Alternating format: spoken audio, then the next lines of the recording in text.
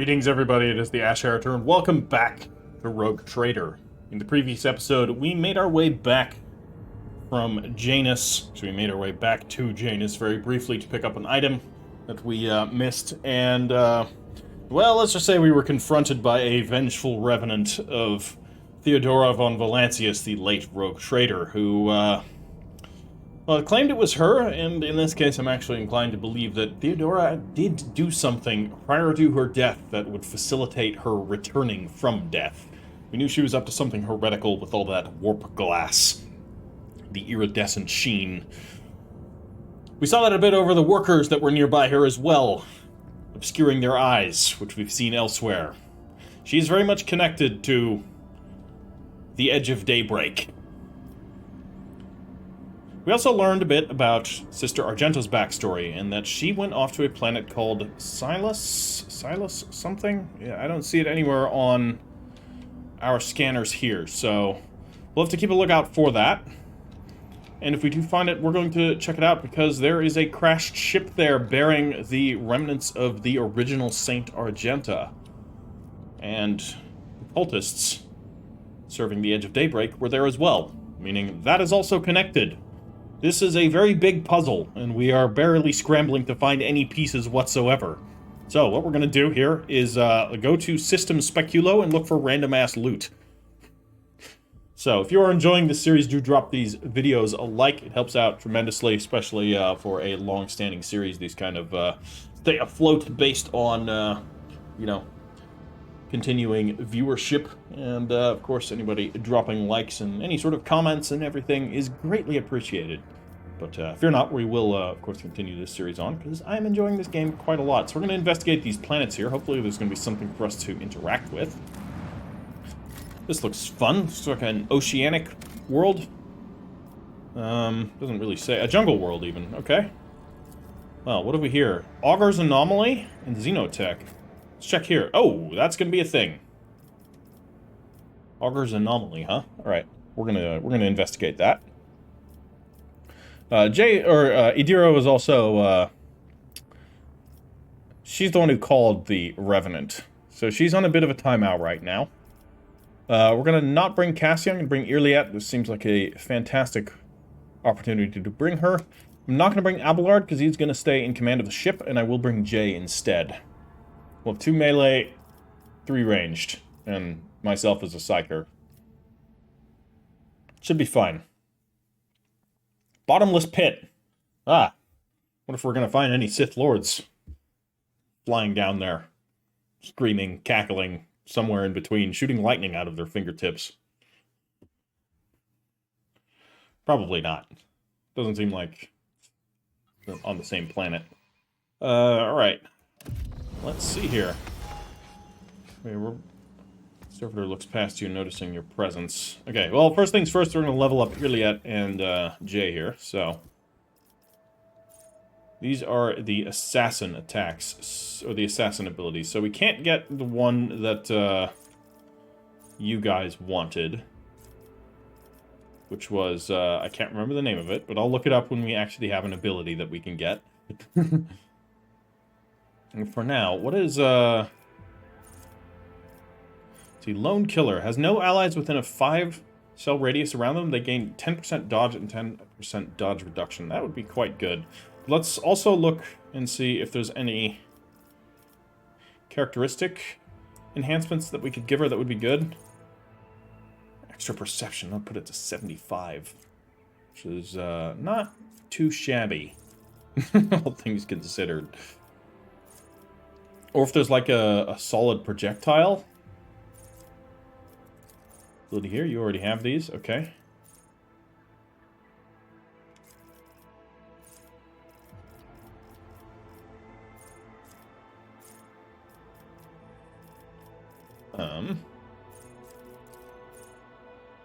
This would work. +2 minimum damage, although it's not that much at this point.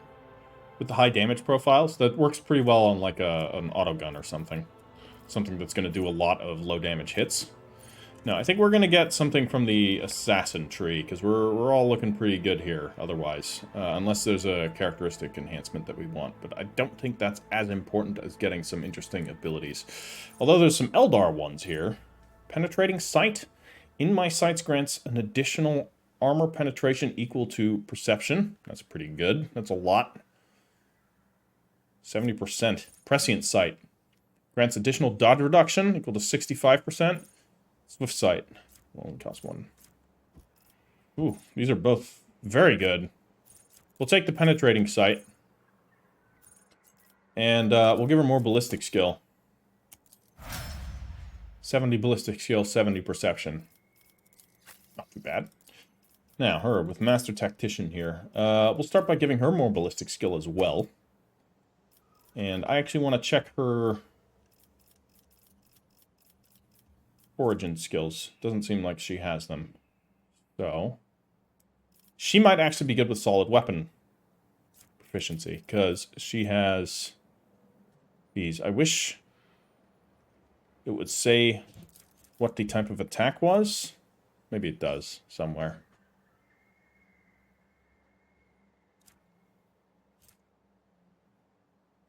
Toxic damage. Type of energy damage. That's not going to benefit. But here, though.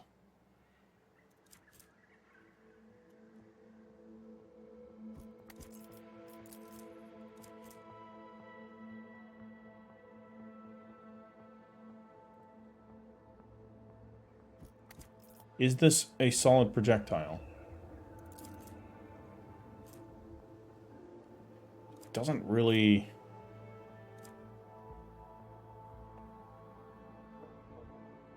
tell me. Then we're gonna avoid that for now. Do let me know if that is the case.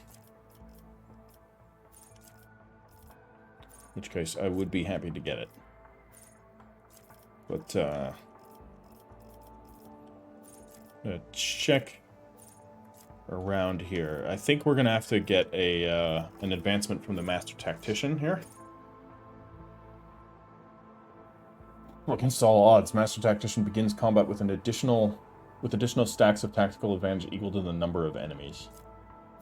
Pretty good. Master Tactician deals 12% more damage to targets with less than 50% wounds, and heals 20% more wounds for targets with less than 50% wounds. Okay, so if you're doing wounds, or if you're healing, that's good. All of the Master Tactician's abilities work as if the Master Tactician has 7 more stacks of tactical advantage. Okay, joint offensive we already have. Nerves of Steel. When the Master Tactician or their allies gain momentum, they gain +1 more. Whenever the Master Tactician or their allies lose momentum, they lose 1 less. It's a double-edged sword, because sometimes when you're losing a bunch of momentum and you want to trigger a desperate measures, losing less would prevent that. But the momentum gain, I think, is going to be quite good. But what about Suppressive Fire? All enemies hit by the Master Tactician have a 10% higher chance of hitting cover when shooting at the Master Tactician's allies behind cover. That's great, because she's going to be hitting quite a lot of enemies. So we'll take that. Alright. What have we here? The vacant servitor? I think it's ours. The servitor looks past you, not noticing your presence. I've seen a lot of innocent people. I've yet to see someone remain so after an interrogation. Interesting. What's up with the volume here? Sounds a bit weird. Everything else seems okay, though. Well... Idira, tell me, have you heard Theodora's voice again on the other side? We will only have an answer when the unholy vision reappears on the ship and drags off more innocent victims into the jaws of the archenemy. Why is he asking Idira? Idira isn't even here. That was weird. Right there. Rudimentary tools and devices are now covered in a layer of dirt and local flora. Carved pattern. Better not be a chaos symbol. The surface is covered in countless scratches, and you can discern some logic in them. Someone began scratching strange symbols, but then defaced them, adding extra marks and lines. Sounds like it's probably chaos. There was something That was... Rusty bridges over dusty trenches. How frightfully fascinating. Truly, the mind boggles. Remind me again why we've come all this way. Look for things, Jay. Things. Like low-capacity fuel tanks, hand flamer cartridges, and auxiliary plasma banks, alright? Inside the container, there are remnants of stones and frescoes depicting a black spot surrounded by structures of some sort. Weird. An inscription. My success was inevitable. The barely noticeable words in shaky handwriting read, "Touch the darkness, and the darkness will accept you." Oh god. This is like the audio drama that I have been listening to. It's called The White Vault. It's here on YouTube. This isn't sponsored by The White Vault or anything, but I would highly recommend it. It is great. It's done like in a style of audio recordings from a group of, you could call them researchers in Svalbard. So, up in the north, on the islands north of Norway, they discover something. Something discovers them. It's got very much the Thing vibes. It's very cool.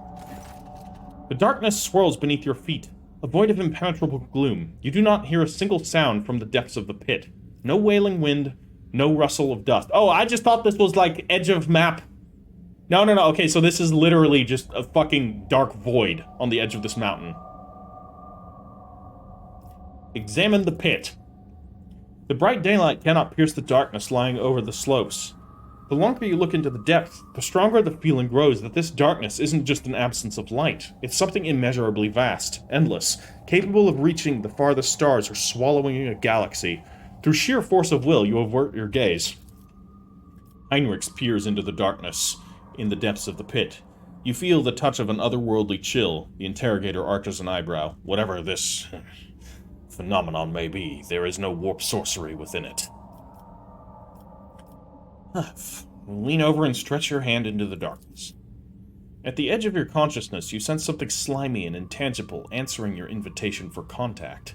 It seeps into your thoughts, tasting your emotions. Surprise and curiosity envelop you. But these feelings are not your own. Submit to the entity's will.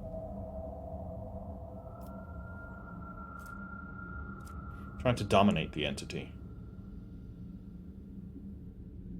Quickly step away from the hole. Each step takes a tremendous effort. It feels as if you were being smothered from the inside, grinding your very being to dust, to the point where your heart just might jump out of your chest.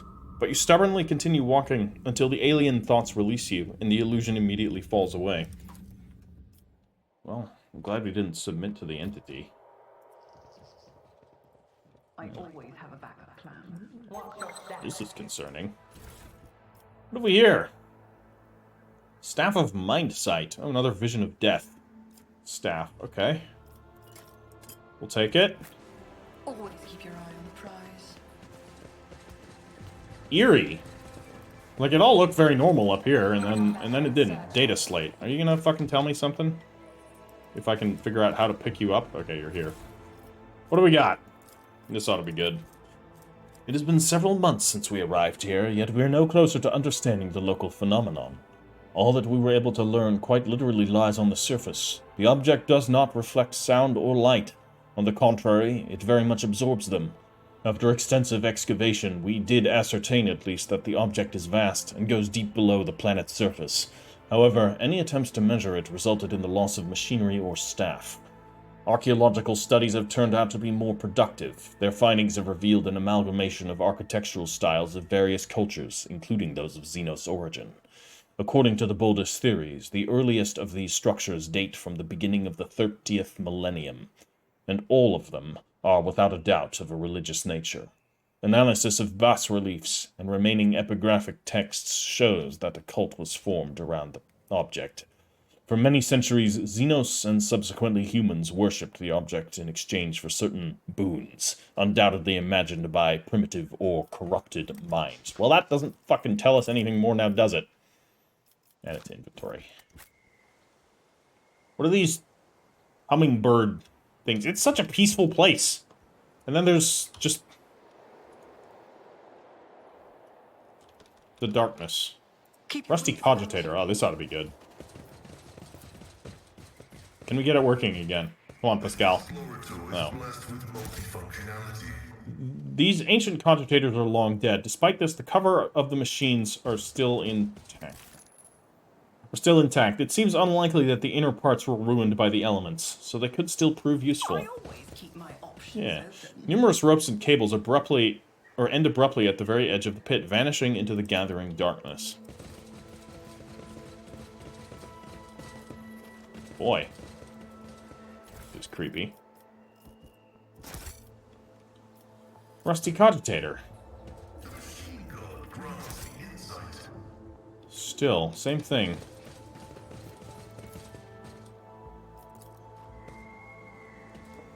Rise to the top, or get left in the dust. Very eerie. Very eerie.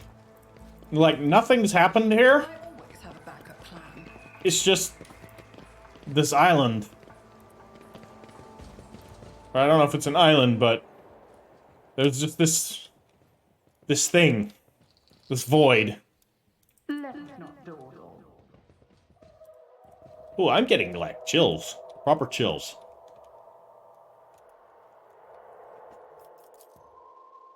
Black, impenetrable darkness carries on with its silent existence. I guess that was it. Touch the darkness and it will accept you.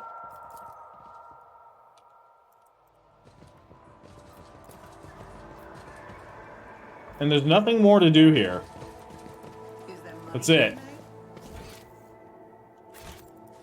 Unless we can somehow get up to somewhere or back here? I don't think so. I always keep my options open. It seems like this is it. So it's just... We get introduced to... Something nearby. Oh, you saw something, did you? A trivial task. Speak to the fear that dogs you.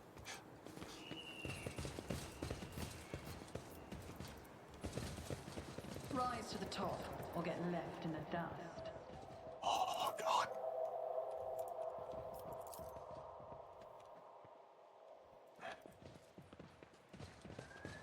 Is it me, or do we keep discovering new things the longer we stay here? Is this some sort of, like...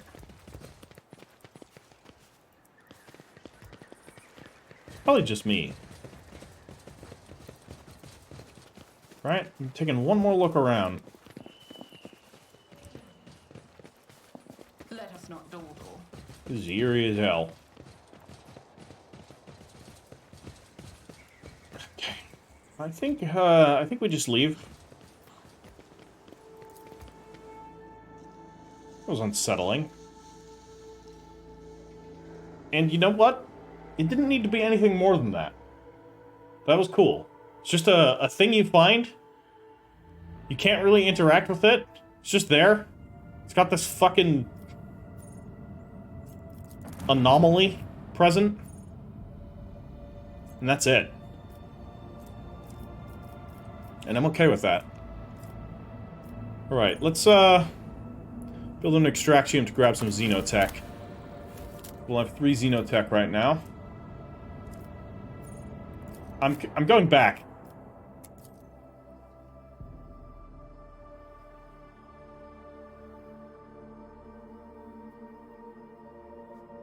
Ooh, I have an idea.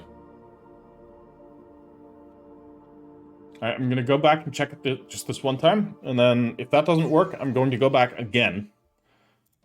But I will go back with Idira and Cassia and see if they have anything to Your wits about say you. about this place. Okay, it doesn't seem like there's anything new to interact with.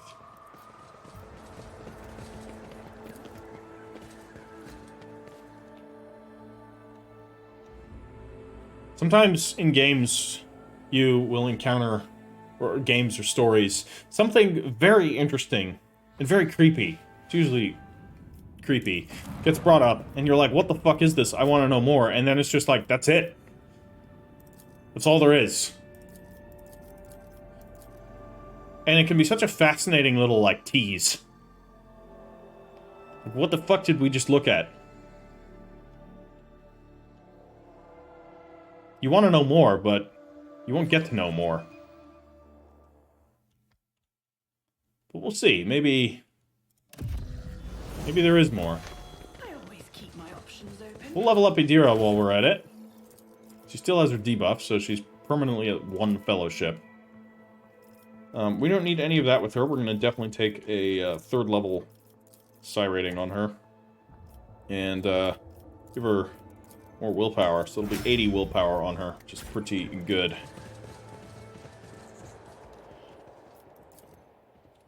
So, still doesn't get to interact with anything differently. That doesn't work differently. There's no, like, lore warp funny business. Is there money to be made? So just about the strange symbols.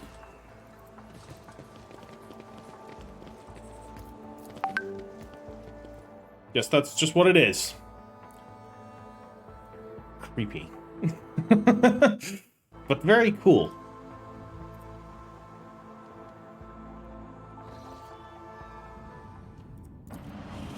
Oh, let's head to this planet. What do we got here? This one also going to be a creepy planet. Got another bottomless hole for me.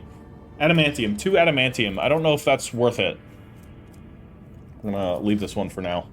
2 is cutting it. 3 for a rare resource I think is good. I honestly have no idea. This is an ocean world? Indeed. Xeno ruins. Okay. We'll take some silks and strange fabrics. That's all. Well, let's go attack these ships. Unknown ships. A report shows up on your personal cogitator screen. Unknown ships are towing the Interstellar Sextant, a cargo ship belonging to one of Footfall's wealthiest traders. It looks like the pirates have bitten off more than they can chew, and have now been forced to drag the ship to a more secluded place where they can plunder it undisturbed. We're going to attack them. As soon as they see you, the escort ships charge into battle at once, while the captive sextant powers up its warp engines. Unless you interrupt the preparation for the jump, the cargo ship will forever vanish beyond the veil of the immaterium, along with any of the riches it is carrying. Send all available forces to intercept the interstellar sextant. Don't let it get away. We're gonna pirate the pirates. I'm sure they won't mind. It's all fair game out in the void. These are the Fellowship of the Void. We'll have to smooth things over afterwards. We can always blame it on somebody else. Blame it on the Drukhari. I'll be your beacon in the darkness. Okay, so what do we have here? That's the Interstellar Sextant. And we have a Cobra-class destroyer and another Cobra-class destroyer. So we need to take this one out ASAP. The Sextant. So let's go right here. What is that? Oh, another destroyer. Is that a Cobra? It's a Viper-class destroyer. What the hell is a... Oh, there's 2 of them. I'm unfamiliar with this make. Interesting. That is a ship I do not know. That does not happen very often. So, blast it. Good, its shields are now sad. Do I want to put anything more into it? What other options do we have here? We have a new heading.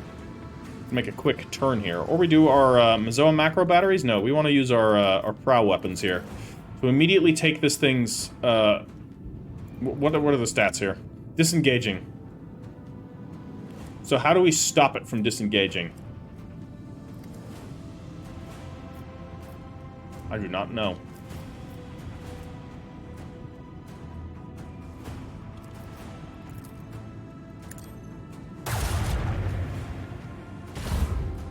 I don't think that stopped it. Or slowed it down. We're just damaging it. I don't know what we're supposed to do here. So we'll find out. Let's pull ourselves up to here. Our macro batteries can lay into it. Don't think this is going to do much. That's a big ship. Yeah, we're doing something. And our prow batteries can shoot at it as well. Okay, we are getting some work done. And then if we go this way, we can also tag it with our... Ah, so close. Okay. We could do a new heading. Turn around. Face. Do we want to do that, though? No. We'll wait on that. Send our turn. So you guys are spinning around?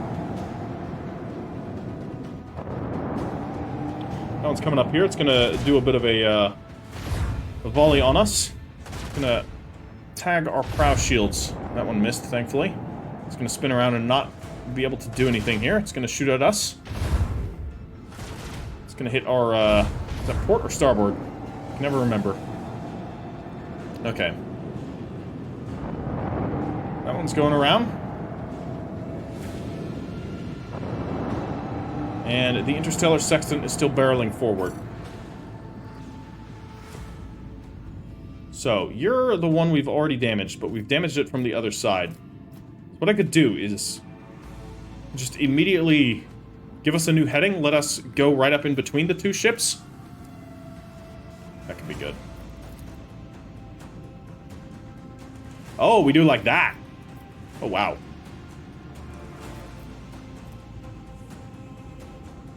That's pretty solid.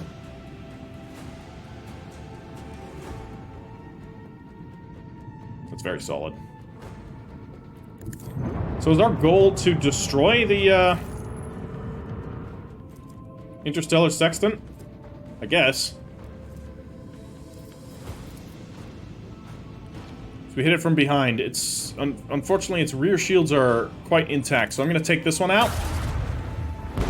Bye. That was effective. And then we're going to come up alongside it again, but as we come up alongside it on this side, what I'm gonna do is use our prow macro batteries here to lay into this destroyer. Get some work done there, and then we're going to spin up alongside here, lay into it again. Goodbye. There's two of them done for. And we'll come up right alongside it and batter its weakened sides here. We surrender. Perfect. That, I assume it's now no longer disengaging.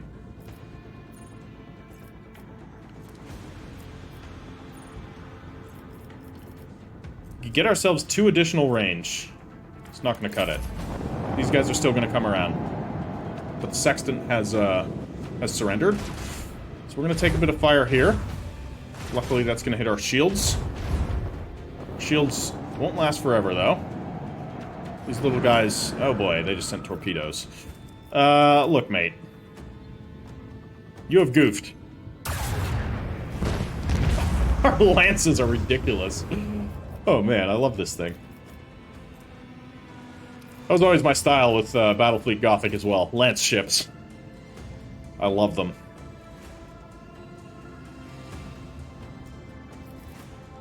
We could ram the torpedoes. What could possibly go wrong? We'll move 1 forward right now.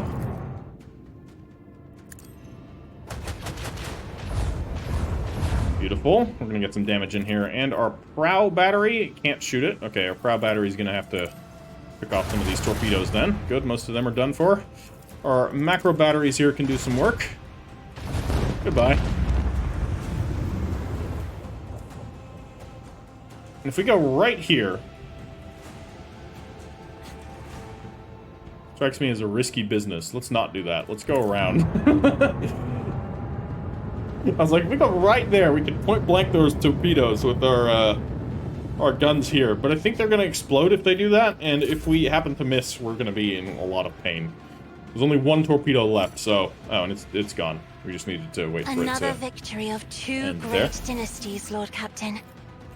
So, we have ourselves a Starbreaker lance weapon, and 9 ancient machinery. Not bad. Not bad at all. We're gonna get to loot what's on the sextant. Was that just from the Void Battle, or was that also from something else? Nope, that was everything. Okay, let's quickly check here. I want to see this this ship. We need to do a hull repair. We're gonna spend some scrap right now. So the Starbreaker lance battery is a dorsal lance. It does a lot more damage. I mean, yep. I like lances. Lances it is. Alright, let's get out of here. What a creepy planet. The black hole. Or Or the bottomless pit, it was. Very, disconcerting. We're going to, warp travel our way there. The bridge is thrumming with the sound of endless officer reports, the hum of ancient mechanisms, the buzz of servo engines. Among the usual servants bustling to and fro, the Lord Captain notices a flash of flame-red hair. What do you mean, a flash of flame-red hair? Who has flame-red hair? Theodora? No, right? Yrliet? You have red hair. Sort of. I have a problem with remembering colors, so I could be totally wrong. I know she's not blonde. I know neither of them are blonde.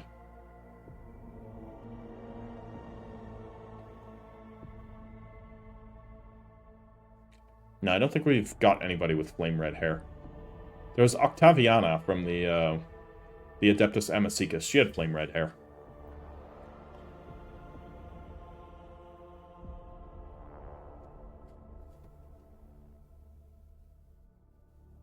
Maybe it's another character entirely.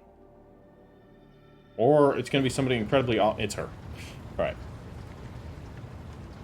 Hi again. Let me rotate my very fancy chair. You posed a question to me not long ago, Elantar, and now I am here to present you with my answer. With fluid grace, Yrliet emerges from the shadows of the captain's bridge. Her face seems to glow under the lumen light, her expression slightly more pensive than usual.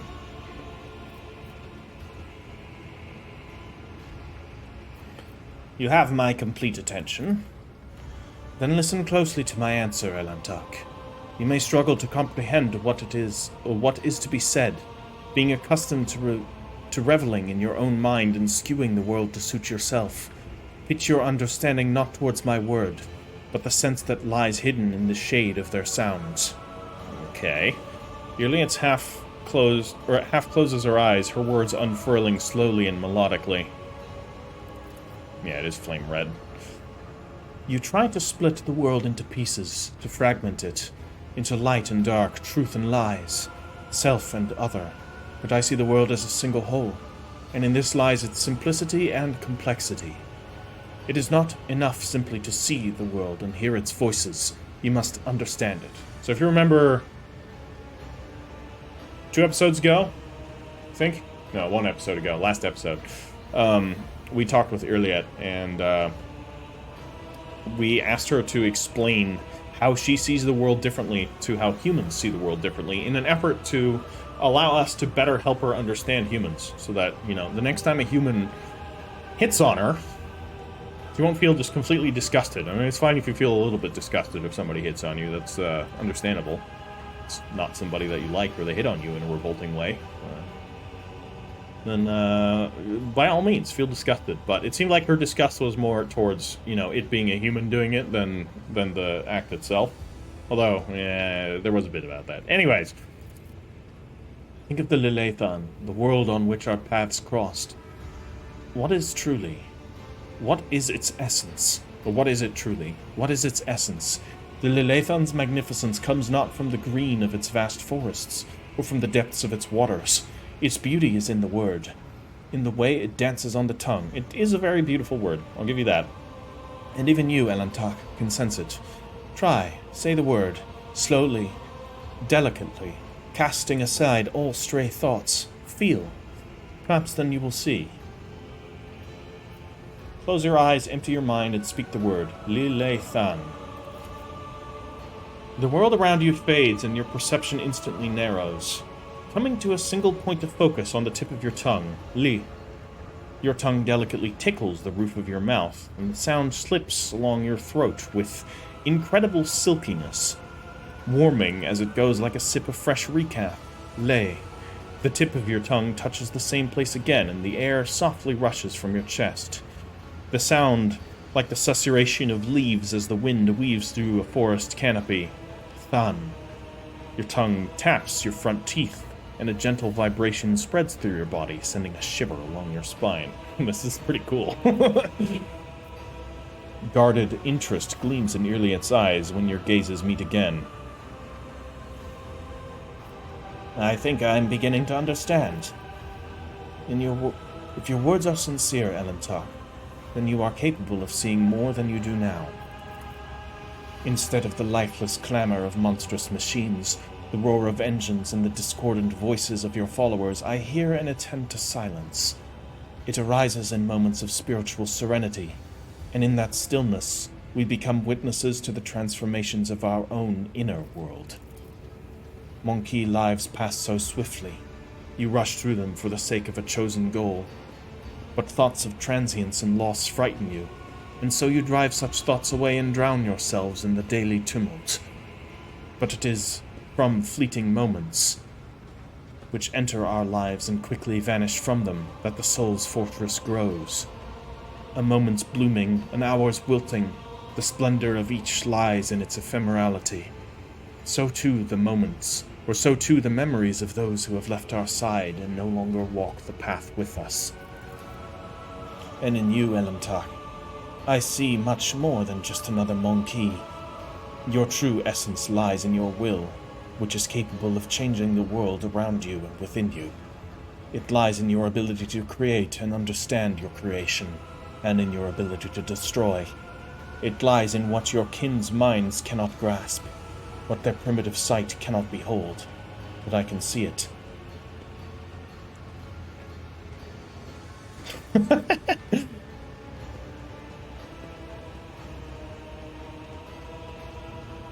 I never expected to hear you say such things in reference to me.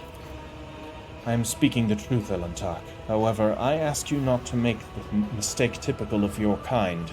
My words contain no insinuation, nor call for you to act. Your soul shines brightly in this world. I see you, and this will never change. That is all. Thank you for telling me how you see the world. And what do you make of it, Elentar? How differently do you see the world?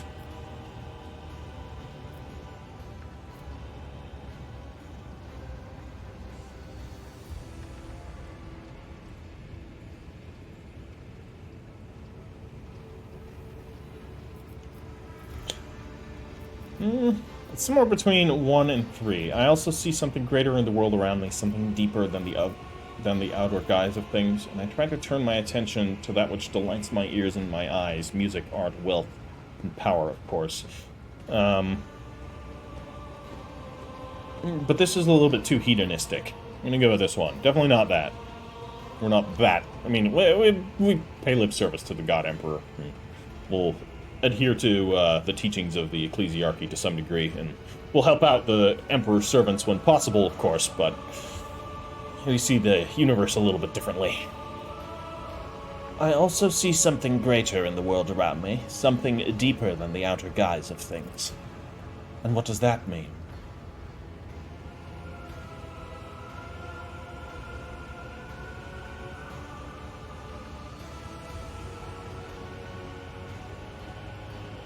Ooh. Definitely not the top one, but it's an interesting one.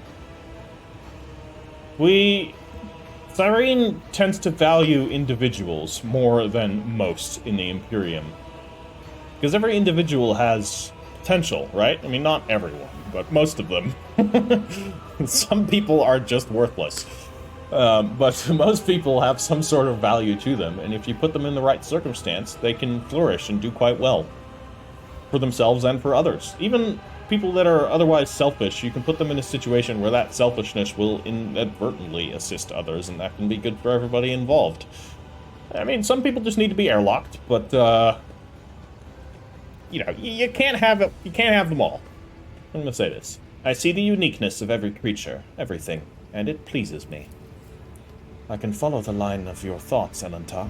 Every form, color, creature, and being possesses its own charm and capacity to stir our emotions. Millions of stars in the darkness, the imitability of void crystals, the plethora of intelligent and primitive life forms that inhabit the galaxy.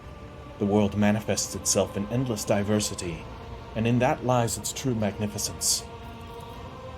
Yrliet says nothing for a time, silently watching you from under her half-lowered eyes. Now that we have shared our truth about this world, I would like to know your thoughts, or if your thoughts about me align with those of your kin, Elentar, or if you see me differently.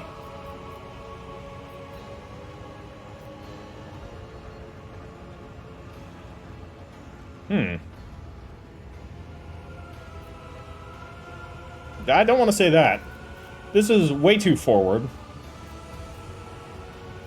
And we know she doesn't like that. Is she beautiful? Yeah, sure. Alluring? I don't know. Not worry, I'm not attracted to you in any sense of the word. I mean, we won't say that. That's not, necessarily true either. Try to not to know. We don't want to do that. This is way too just cold and analytical, and that's not the conversation we're having right now. I think this is a good one. To me, you are a foreign yet beguiling world, Yrliet. I hope that one day I will come to know you, and on that day, my own world will become much deeper. For all, Cyrene is very fascinated in certain Xenos. So, Yrliet goes still and looks at you intently, as if seeing you for the first time. It seems that there are many facets of your soul I have not yet considered. Elentok, interesting. I accept your answer and thank you for speaking with me. This is the first conversation on board this vessel that has truly brought serenity and joy to my soul. Aww. We made the Eldar happy. That's difficult. Certainly better than purging. Okay. Back to exploring.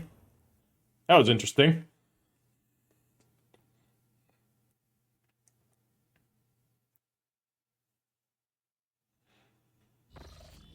Alright. Off we go. Did we even make it to where we wanted to go? No, we didn't get anywhere. Warp travel. Of course, deadly. What do you mean, deadly? Warp travel our way here. The route is unsafe. I'm not spending my navigator's insight to make warp routes more safe. Fuck that shit.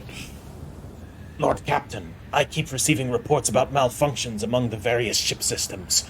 This time we are dealing with inexplicable temperature fluctuations. Thermal control failures were observed not only in individual compartments, but even in the soldiers' protective equipment. Several crew members suffered from burns and frostbite. That sucks. The tech priests are performing the rites of machine spirit pacification, and remain convinced that the issues were caused by the spirit's obstinacy and defiance.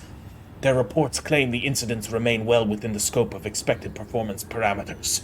Over the last few days, complaints about the malfunctioning thermal controls have dwindled, but the crew members have started whispering that our vessel is haunted. The tech priest's assurances that only the machine spirit's tempers are to blame are doing nothing to dissuade these ridiculous rumors. It's fine. Okay, let's visit Omicron here. What are we gonna find in this system? It's an unsafe warp route. It seems like, the safety of the warp route doesn't necessarily just mean attacks. It can also just mean random phenomenon occurring. We've got some space dust, which we'll use to get some fuel, as it turns out. And we have ourselves a couple of planets. We'll go up and around like this. That looks like a hell planet. Probably don't want to do anything here. What do we got here? Everything on fire? What is this? Dead world. Yeah, looks kind of dead. Not explored. The ruins of an ancient imperial city were discovered on a dead world, completely deprived of an ecosystem. According to the reports, the entire settlement is contained in a titanic glass dome that once held an artificial atmosphere. Your augurs detected the framework of 3 other similar structures that were never completed. For whatever reason, the dome systems failed, and left behind is this city, a ghost that never managed to become a proper colony of the Imperium.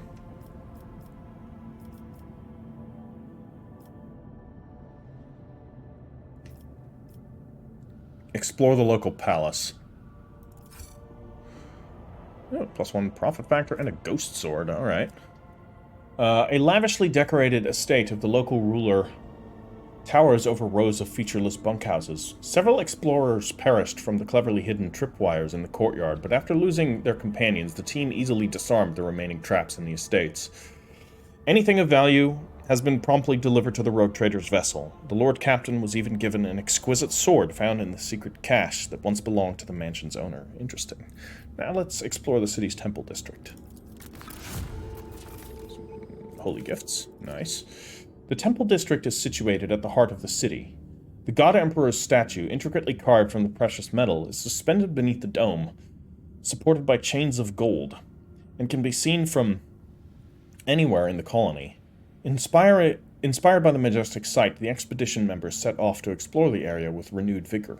Soon enough, they stumbled upon an ancient weapon lying on a pedestal wreathed in sunlight.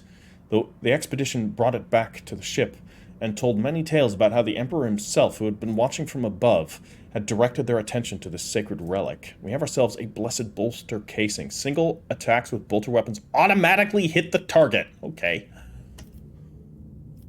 Oh, well, we know where that's going. Let's grab as many supplies as possible.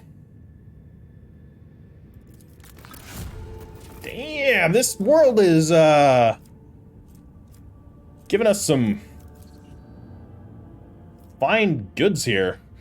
Your people flooded the city like a tidal wave, filled building after building, bunkhouse after bunkhouse, and receded from its quiet streets just as quickly. There were plenty of useful things among their findings, including foodstuffs and weapons. Then let's drain the fuel from the generator stations. The city won't need them anymore. And we've gained a bit of fuel as well. It takes several trips to deliver the massive Promethium storage tanks to your vessel. The crew grimly points out the colony was running out of fuel. Had the life support systems not failed prematurely, the locals would still have perished due to a lack of energy. Yeah. Damn. Somber, but, you know, another man's folly is something gain. I don't know how that fucking quote goes. Alright, what you got here? Probably not as good as the last one. That was a solid planet. We have some plasteel here. 2, not worth my trouble. Let's get out of here. This is a mining world.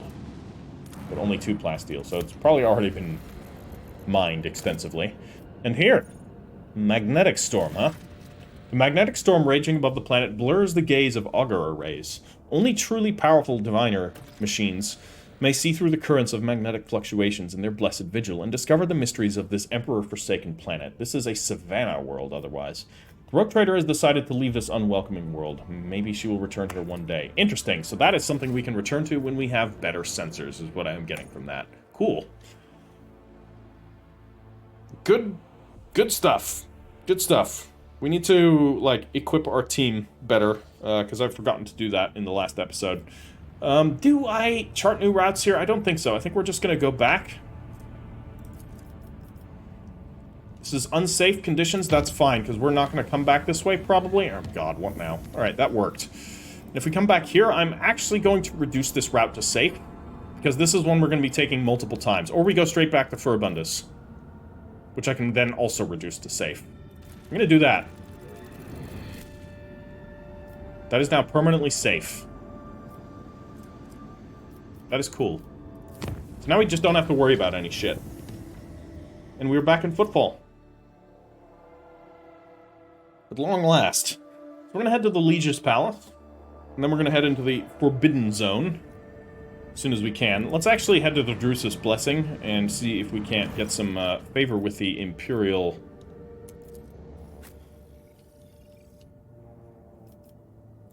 See if we can't trade anything here. Hide untradeable. We got some Void Pirate trophies, but we have more than that. I just need to figure out where they are. Mobile extractions. We can add these to cargo. I don't know why we would ever do that. Sounds like a bad idea. This can go into cargo. This can also go into cargo. Where are the Void trophies?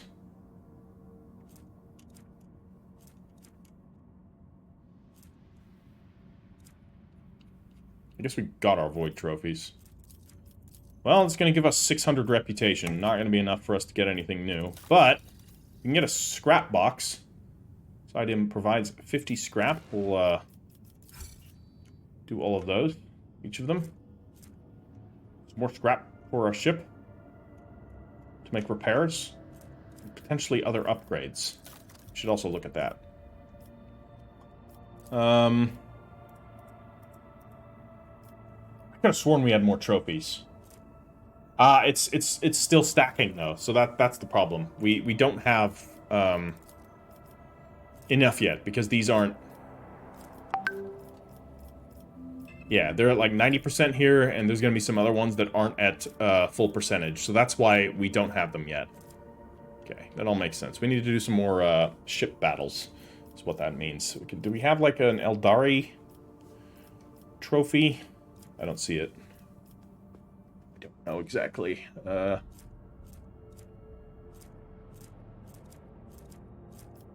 It's fine. Let's get out of here.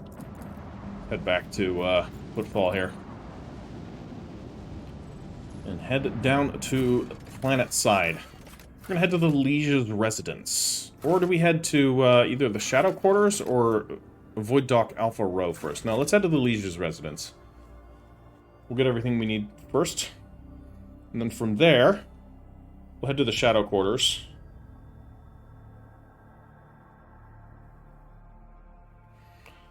And see what we can find in that abandoned station for the quarantine section. Abandoned station? What am I even saying? So hopefully we're going to be able to smooth things over with the Liege. Hopefully he doesn't mind that we have Jay with us. I probably shouldn't bring Jay. I kind of want to, but I probably shouldn't. I think I won't. Hopefully we can just easily transfer back to the ship from here and not have to go all the way back to the dock like we did before. They may have patched that. I don't know. This game does do quite well with its quality of life. Its ability to traverse between locations very quickly. So we're instantly traveling between locations anyways. There's no reason why it needs to take us more time by going through one through another, unless there's something blocking our way. Can we move on, or no? We're just gonna be stuck at 100 here forever?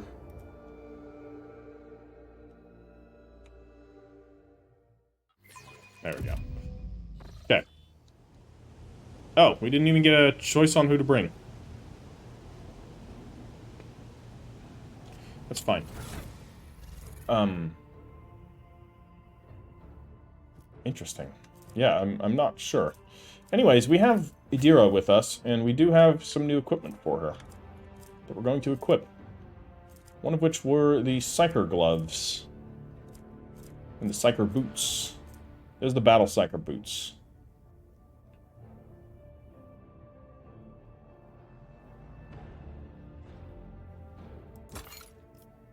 She doesn't have boots yet either, so that's perfect. We have the Sinister Diary.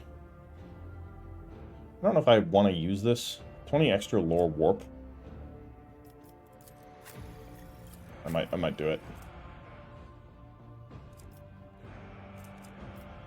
Sure, why not? And then there were gloves. Yes. The current gloves are okay, but these are much better. So that's going to be pretty solid on you. Because you're triggering all kinds of psychic phenomenon with your funny business. You have the Vision of Death ability, or we can take the other one from the new staff that we just got. Which is this one. It's another Vision of Death. So you have a power level 9, this one's power level 12. It looks different. Is that intentional? I guess. Telepath staff, staff of mind sight. Take it. You can't go into cargo. Alright. Yeah, we'll keep her with those. Those seem fine. Check Cassia. Do you need anything new? I don't think so. Okay. The Eldari. Don't think we need anything new for you either. We do have this new flamer here that I would like to give to somebody. Plus 10 strength gloves could be quite good. He doesn't do flame attacks, so I'm going to give him extra strength gloves because strength is his main downfall here. Not doing a whole lot of damage, so. I'm going to get rid of the gloves of endurance and throw those into cargo. I think I'm going to get rid of these as well. Damage from flame weapons by 3. Maybe I'll hold on to them in case we respec somebody into a flamer character. Which might happen. You never know. So we did get a new sword, the Ghost Sword here, and a Soul Pattern Power Sword, but that's going to go to Abelard. You have the Omniscient Axe here. I think I'm going to add this to cargo. It's just not very good. And what did you get? You had the 2 staves and the noble sword here. Can I equip the noble sword? Is that better than the manufactured sword? This inflicts disturbed.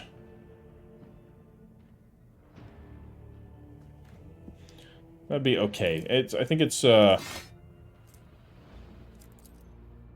gone past its point of being good. We'll get rid of the chain axe as well. So this is the ghost sword. It's an Eldari weapon. Very cool. It's just a good sword. Better than the Eldari chainsword? No. Decidedly not. It's got a little bit better armor penetration, but the damage is way less. Aside from that, it has the same effects, so... Considering...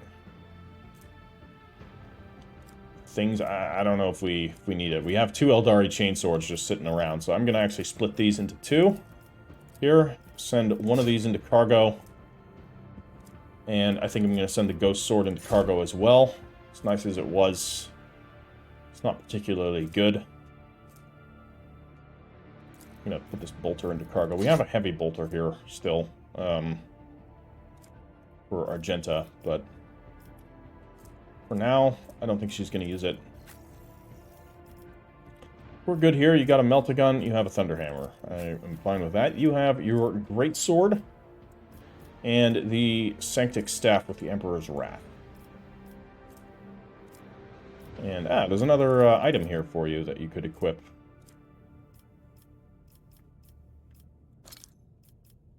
Alas. That's not the right. What is this? It's a ring, or what do we normally have in there? It's a pendant. Okay. Pendant-based item. Okay, I don't think we have anything for him. This is the Blessed Bolt casing. We're going to absolutely give that to her.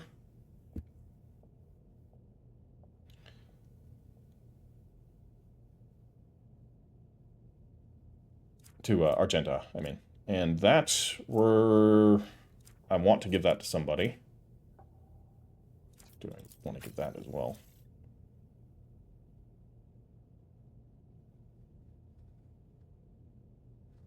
Yeah. Alright. I think we're looking okay.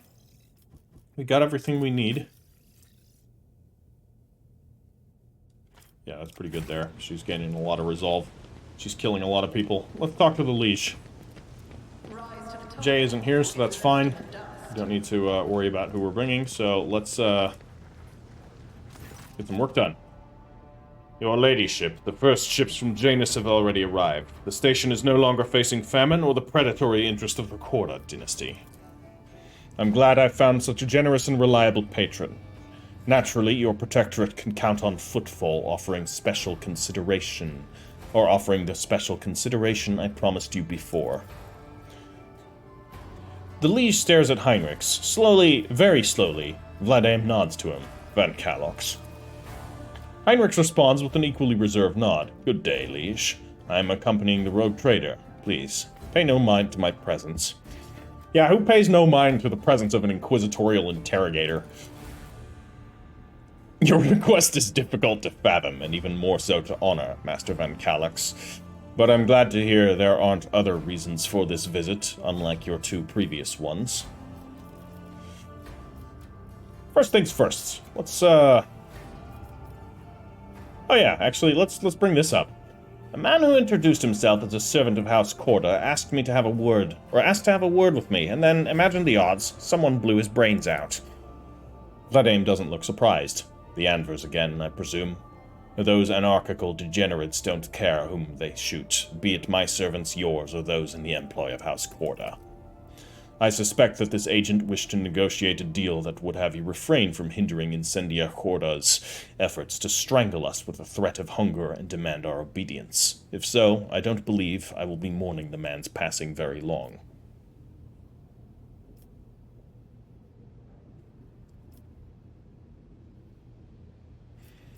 I'm beginning to resent how frequently the people I converse with on this station wind up dead. That is indeed lamentable. But these are the times we live in. and this is Footfall. Its denizens don't always look for a reason to spill blood. He very well could have had that guy killed, but I wasn't going to honor his request anyways. It was not done in fairness, so, you know, him not playing fair either is fair game. But what is happening in the Shadow Quarters? Why is there a quarantine? Oh, that. He grimaces. Who knows? It could be an actual epidemic, or perhaps the two families that started it all just came down with food poisoning at the same time. We're on a space station. The best solution here is to isolate the area and wait for the problem to resolve itself. Which it has, essentially. The reports say that there hasn't been a living soul in the quarantine zone for days now. My people are in the process of dismantling the barricades, removing the mines, and preparing to purge the place thoroughly with fire.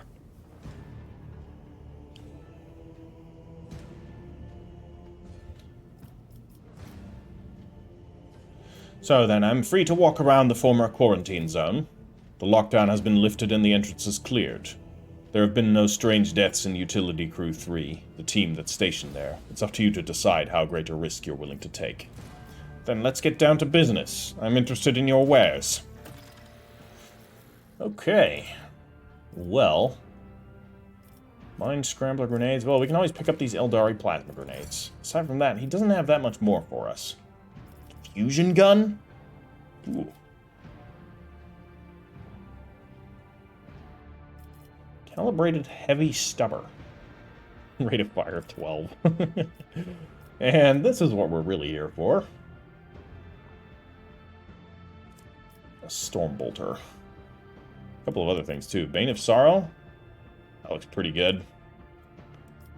There's some quite good things here. Let's make sure we have a bit more reputation with him. We can get up to 6, 7, 20, so that's going to require a bit of work here. You want Xeno artifacts. Yeah, you're going to be our guy for Xeno artifacts, so we will absolutely do that. We'll keep the Mechanicus creations. We'll give you some ranged weapons. You gotta defend your assets, of course. Some miscellaneous gear here. Some melee weapons as well. Don't think you're interested in uniform kits or anything else here. More Xeno artifacts.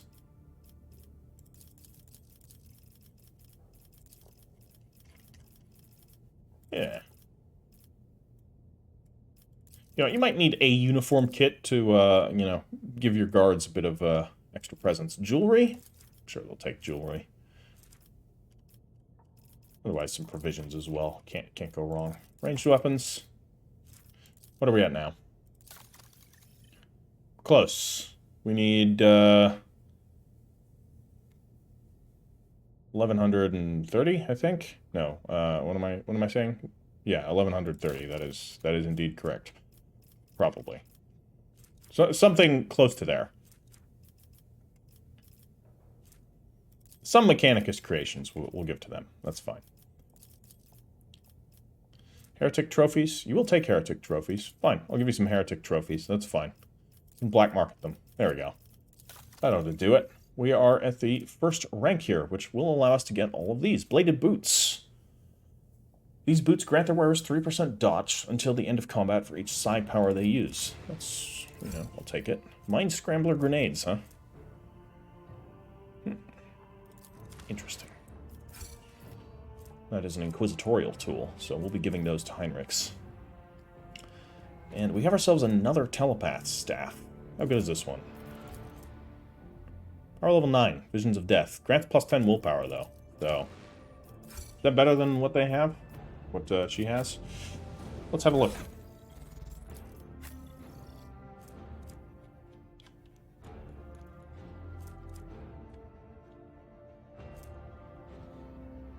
So the Staff of Mindsight that you currently have grants 15 willpower and 10 perception. This is just not as good. What's my staff do? I mean, I know it's not a staff, it's actually a spear, and it's better. Sorry, mate. You're going to cargo. These are going to Van Kalox. I'm gonna give him both of these Mind Scrambler grenades. And we'll give him the frag. We won't give him a crack grenade. Frag and the blind, or the gas cloud grenades. That'll be fine. These are, like, lore-wise, these are inquisitorial tools, so makes sense that we give it to the Inquisitor. Anything for you? Not really, huh? I think we're doing good. Alright. Nice little bit of dealing with Vladimir Takara. Seems like everything's in working order. He didn't say a fucking thing about Jay, so I assume that's fine. Let's get out of here. Let's go outside. And we can indeed immediately go to the shadow quarters. Perfect. Looks like the way is open. We're gonna head on through here. Oh god, that's just Yrliet. We're not sending her in alone. We'll get horribly lost here. We should probably won't get lost, but like... Alright. The exterminators are here.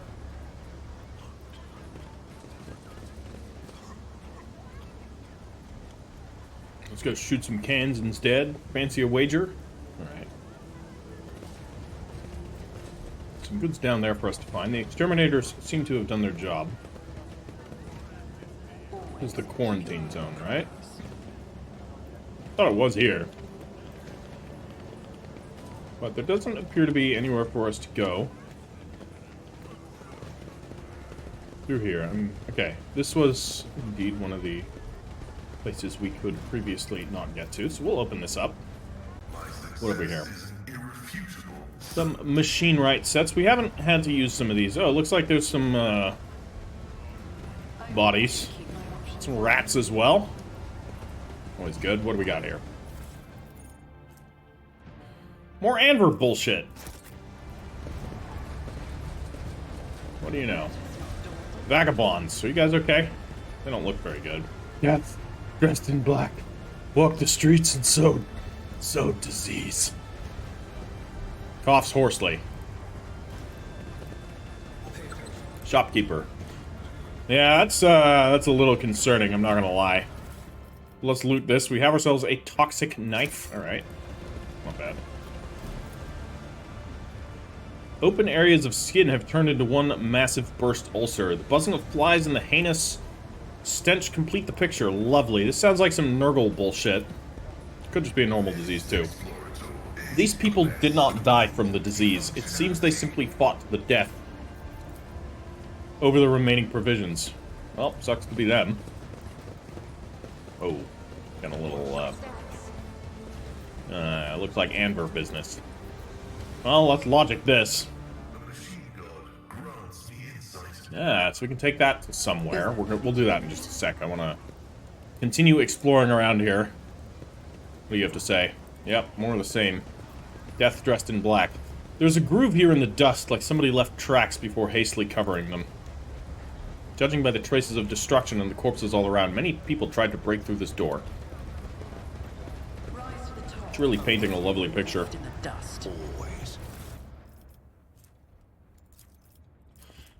This thin pamphlet exudes a faint caustic smell, likely that of a fresh inscriber ink. This Reverend Hieronymus's teachings on the path of St. Drusus. Our being is steeped in degradation, and no longer can we imagine existing outside it. Are you capable of perceiving the depths to which this heinous miasma has rooted itself in our lives? Pompous aristocrats indulge in despicable revelries behind their tall palace walls, and planetary masters vie to possess the greatest luxuries, while you and your family choke on your corpse-starch slop after a grueling work shift. Millions of soldiers die in the dirt to combat xenoprofanity while their commanders, their duties forgotten, squabble among themselves, seeing every death as nothing more than a stone in the monument of their own glory. Scholars pursue forbidden and mind-twisting knowledge. The righteous break their oaths and spread lies. Arbites thieve worse than any criminal would, and you are sullied by vicious degeneracy of which you are not even aware. This pernicious rot is all-pervading, for there is none who has not succumbed to it. Does it frighten you to be in their midst, in our midst? Will you carry on calmly living in this impious loathsomeness, hiding your gaze from the world and hiding the world from your gaze? Will you become like a mindless servitor, or will you honestly realize the sheer baseness and repulsiveness of creation? And then you will renounce your former life, And then you will accept your new self, and relinquish your worldly affairs, and follow the road that was paved for us by Saint Drusus, warrior and conqueror of sectors uncharted, and leave behind the sacrilege-ridden world and, as is our immortal emperors, will join our sacred crusade to walk the path that leads out of the murk of apostasy and irreverence, and into the darkness of the unknown and unfathomed. It is in this darkness that we will find light, or that we will light the candles of true faith. For only in their fires can we still find motes of light. Fucking lunatics. We have What have we here? Trash heap? Oh, I love trash heaps. Especially ones that contain so many things. And what have we here? Amber note? Yup. Sure looks like it. What do we got? Loosely buried under the piles of trash are bodies with obvious gunshot wounds. This is just a lovely place, isn't it? Ooh, boots. Pyromaniac boots. The wearer cannot suffer the burning effect by walking over burning cells. The wearer inflicts +3 additional stacks of burning whenever they stand on burning cells. Interesting. Could be good for a flamer character. A pair of eyes light up in the darkness. Too big to be human, too intelligent to be an animal. A moment later, the vision vanishes. Oh, good. You know how nice it is to say, Xander's Sonatus Courier Service. It makes me feel like I'm someone important, not just a piss-poor errand boy. Well, good for you. There was once a mine entrance here, but it caved in decades ago. Death, dressed in black. Yep. Anver? Anver. And what can we do here? Medicae. How are you looking? Dead. Apparently. Ah, other thing. The dead are covered in ulcers, and several show traces of repulsive mutations. That's not a good sign. Uh-oh. Oh, Mutant Slayer. And then we got a whole nother thing back there, too.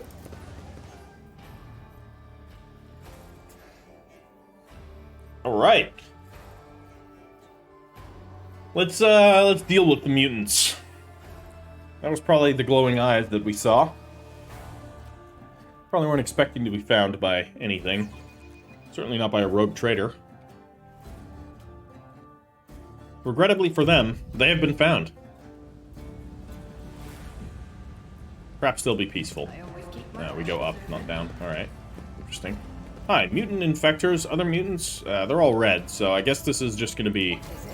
This is just gonna be a fight. So, how do we open this up? Who gets to die first? You? You look dangerous. I would like to pick one of them off. This tedium is beneath me. Well, some damage was dealt. Okay. Cyrene will start there. We'll put Idira right there. We'll put Yrliet. We need to have her have line of sight. The problem is this is full cover, which is going to be good in some ways, and then also bad in others. Heinrich's up front with Pascal. Far up front as he can, and Cassia can also be up in the front. Okay, so I'll start by moving out here. And, oh god. I'll make it happen. They're just too nicely lined up. I'm not accustomed to being ordered around.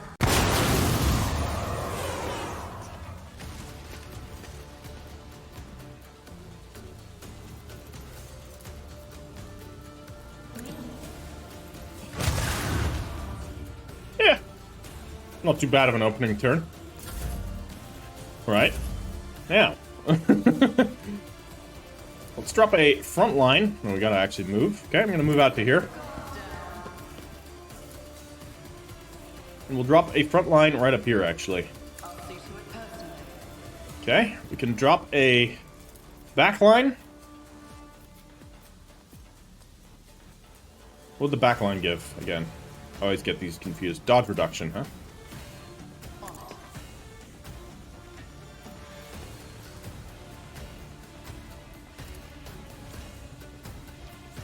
And I guess we'll put this one right here. I don't know.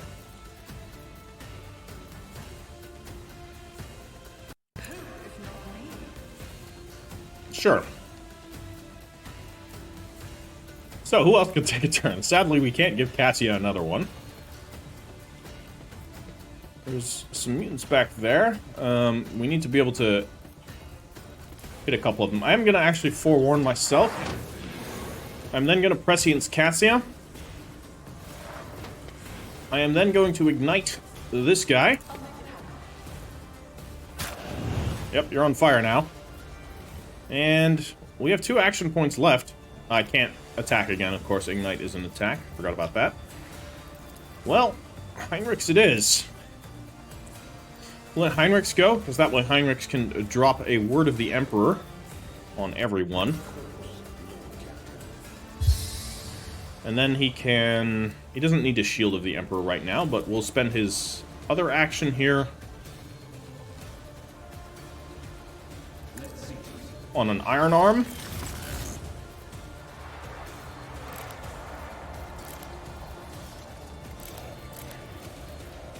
And I guess we'll use the Word of the Emperor. Screw it, why not? Or Shield of the Emperor, I mean. Okay. Pretty solid. That'll be my turn. Idira here. What can we do? Can we hit that one? We absolutely can. We can also hit some that are further behind. Now, let's start by picking this one off. Bye. You're dead. Psychic Scream. And then we can start getting some, sensory deprivation going on there. Very nice. You can drop a prescience here on myself. Should have done that beforehand, but it doesn't matter that much, because the target that we wanted to use that on is dead anyways. And we'll get some analysis going on there. No sense in doing anything else. So, Idira's turn is done. We have momentum already. Cassia's gonna advance. Just clear the floor. Well, that one's dead.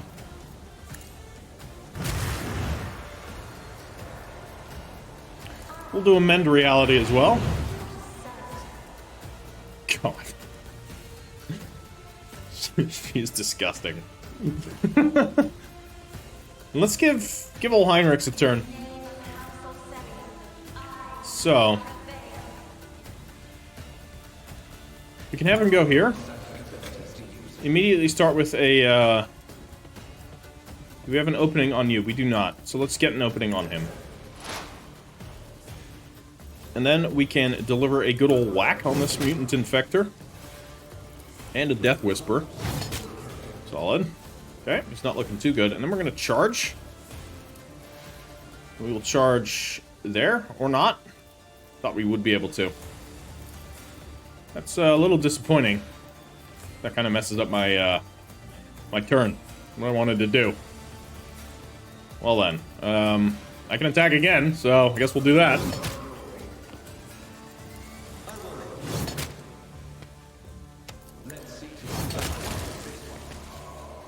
Yep, he's dead. Solid. Mutant Infector is doing its thing. Now it's Heinrich's turn. God. Charge him? Can't, right. So advance 1 space ahead. Hopefully you can endure the gas cloud. Still can't charge him.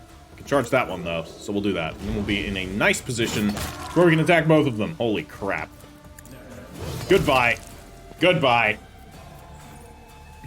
This is... nothing to be done there, no? Okay. What else can we do here? Is there anything more that we can? We can Iron Arm Cassia. Sure, why not? Got nothing better to do. Alright. These are the super, weak mutants. Spread the disease. Cassia's already, like, super mutated. She'll be just fine. Okay, Idira can probably handle that one on her own. So let's send Pascal. Let's go and deal with a couple of these jerks. So we can run up this way. And we'll see how much mutants like Meltaguns. They'll actually tank that quite well, unfortunately.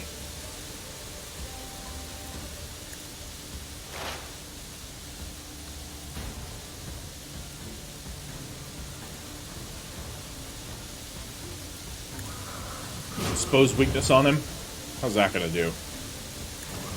Not much of a difference. Still a miss.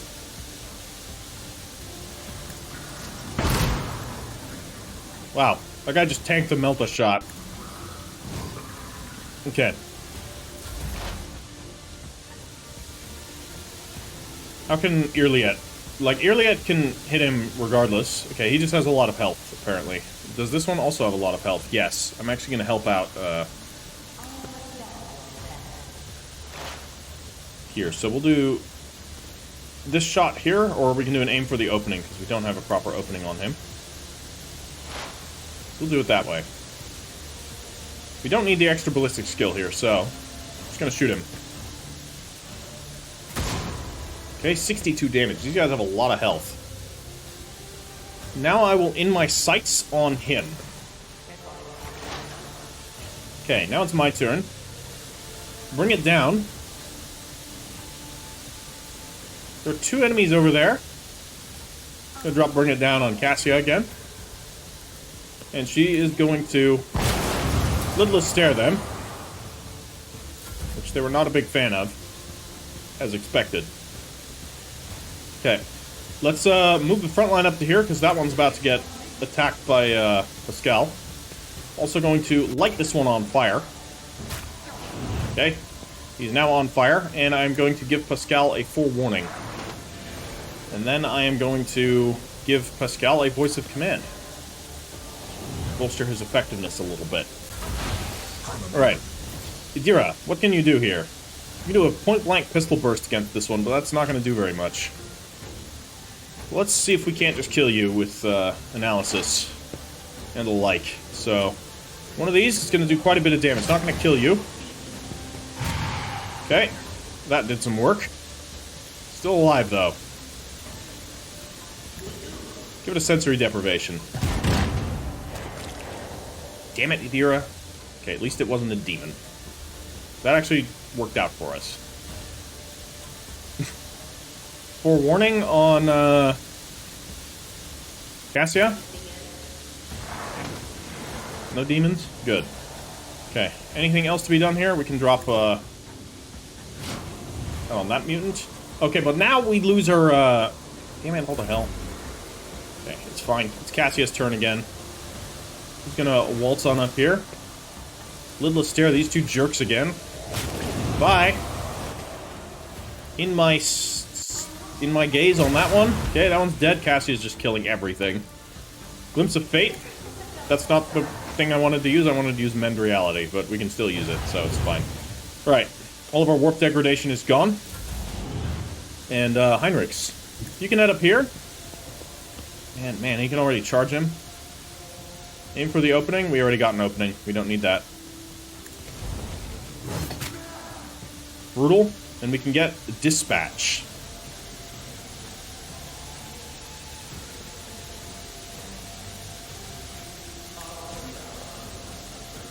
Dispatch second weapon. We don't have a second weapon. Seriously? Okay. Now I know. Don't use that if you have a two-handed weapon. I'm not even sure why that would be an option, but apparently it is. So that was a wasted ultimate. Not that it matters. We'll be just fine. They are dead. We have dealt with the mutants.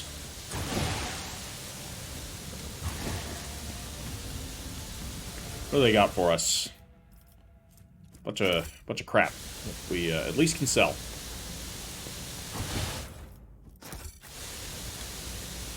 And some goods. Another one of these, huh? Interesting. Were they, like, pious? Pack of reagents. This set of chemical reagents increases the damage of all bleeding, burning, or toxin effects applied by the user by 2. That's cool. Can we do, like, a toxin build? Yes, of course we can. With, Drukhari Splinter Pistols.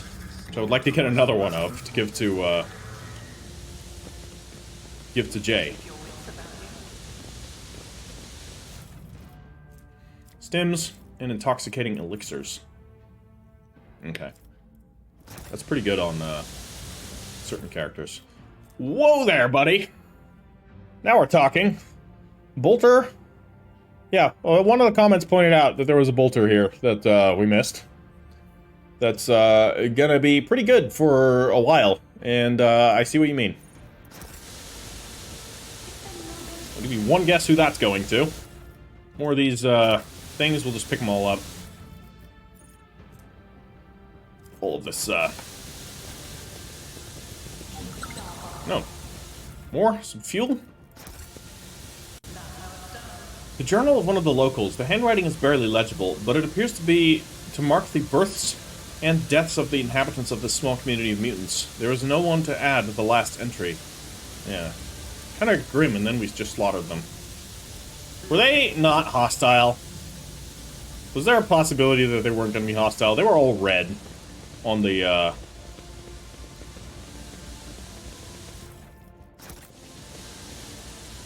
on the screen. So I'm assuming they were all hostile. But in case they weren't, I'm very sorry. I'll, send thoughts and prayers. Alright, let's go back to the Footfall Shadow Quarters. That was eventful. We cleared that place out pretty well. I guess we were supposed to do that at a little bit lower level before Janus. So it was a little easy, but that's okay. Alright, we scoured the rest of the quarantine sector. There were a couple more boxes that I found, but they didn't have any notable loot, just stuff to be shipped off. That lift just brought us back up to the front, so that wasn't another zone or anything, but we cleared out the mutant lair. I looked around to see if there was another heretic lair there. I couldn't find anything, so not sure if that's something that comes up later or if I just missed it. If there is indeed another one there, let me know where it is. At this point, it's fine if you just give me the location for it, because I couldn't find it myself. So, otherwise, we are back at Opticon 22, because we can give him some planetary survey data, which we're going to do. I've collected planetary data that may interest you. We've gained 1 profit factor. With a respectful nod, the tech priest takes the data slate. The collected data is of interest, significant, compliant with the criteria for cooperation. The Cognizance fleet thanks you for your contribution and guarantees the provision of a reciprocal service indulgence in the form of parts and equipment. Reporting, the Kappa thread supply line is ready to continue cooperation with the Von Valancius dynasty in the sphere of planetary reconnaissance. Let's make a deal. Mobile extractiums, 3 of them. Yes. Fucking please. We'll need plenty of these. And let's see if we can't get any more reputation. Chirurgeon's manual. Ooh, extra MP after using a med kit. That could be good. Toughness bonus to Medicae. Rotobi pattern plasma pistol. I'm just looking to see here. This would be incredibly good on... Uses brutal strike for attacks of opportunity. We use the massive AoE for attacks of opportunity. That's pretty great. Nice las gun. It's alright. Large medkit, power axe here as well. It's okay. I don't feel like very many of these are all that good. A better arc rifle would be nice, to be sure. Deadly repeater. Interesting. Just like a gun. Is it a las gun? Is it a... Yeah, it's a las gun. Alright.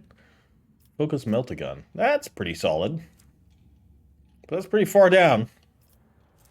We'd have to go all the way with these lads. So I don't know if I want to do that. Where are we at? We're quite close to Reputation 5. That's also going to help with planets, so we're going to do that. We're going to give him some Mechanicus creations here. 600... We'll give him all of the ones that we currently have. That should do it. Right. Well, we'll grab the Chirurgeon's manual while we're here.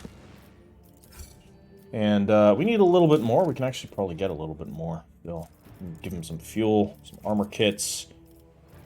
Oh, we can give holy gifts. Sure, why not? Mechanicus creations. More fuel. Armor kits. Ship components. So that has put us indeed to 6, and then we're only 400 something away here. So we could get this Rotobi pattern plasma pistol. That's pretty good. Might as well. Hide untradeable. Let's just keep this simple.